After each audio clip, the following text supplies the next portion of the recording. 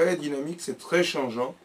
Ça dépend du discours interne dominant en Turquie et ça dépend également de l'attitude des institutions européennes et des opinions publiques européennes. Effectivement, pendant très longtemps, à partir de la demande de candidature à l'Union européenne, à la Communauté européenne et ensuite à l'Union européenne. En Turquie, il y avait un soutien à cette adhésion de l'ordre de 70% à peu près, parce que cette adhésion était vue par les Turcs comme l'achèvement de ce projet civilisationnel. Les Turcs se voient européens. Il n'y a pas de discussion là-dessus. Mais en même temps, il y a un fort sentiment d'altérité vis-à-vis des Européens. Je sais, c'est paradoxal, mais c'est comme ça.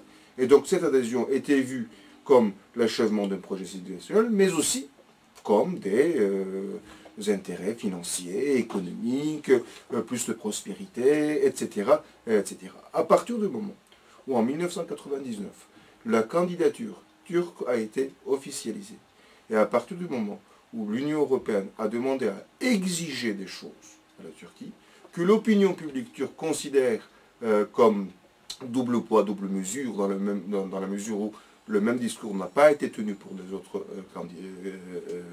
les autres pays candidats, dans l'opinion publique turque, il y a eu un sentiment, il faut dire le mot, d'humiliation. Et à partir de ce sentiment d'humiliation, c'est une nation qui a sa fierté, à partir de ce sentiment d'humiliation et de ce sentiment de ne pas être traité de la même manière que les autres candidats, au fur et à mesure, le soutien à l'adhésion européenne a diminué, le partage de souveraineté est devenu un débat extrêmement brûlant en Turquie. Il y a des milieux souverainistes qui ne peuvent accepter ce partage de souveraineté avec les institutions européennes.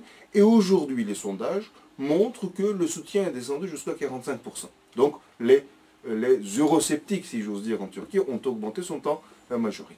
Il y a une autre raison à cela, c'est que le gouvernement actuel, de 2002 à 2004, a tenu un discours très pro-européen, peu nationaliste, peu souverainiste, mais a vu que l'opinion publique était très, très dérangée par les attitudes européennes, et le gouvernement également a abandonné ce discours depuis 2004 et a commencé à tenir un discours plus souverainiste et plus nationaliste, ce qui fait que l'opinion publique a été confirmée en quelque sorte dans ses convictions. Aujourd'hui, si on fait un référendum en Turquie pour ou contre l'adhésion européenne, je crois que, effectivement, il n'y aura pas une grande majorité de pour.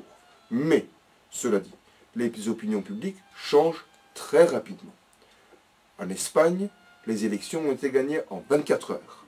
En 24 heures, les sondages ont changé de direction. Donc, en Turquie également, en expliquant bien les avantages et, encore une fois, ce projet civilisationnel, je suis sûr que l'opinion publique comprendra les intérêts de la Turquie à intégrer l'Union européenne. Mais encore une fois, du point de vue de l'Union européenne, on a l'impression qu'il y a ces hordes de Turcs de 75 millions qui meurent d'envie pour intégrer l'Union européenne. Ce n'est pas le cas du tout. C'est très loin d'être le cas.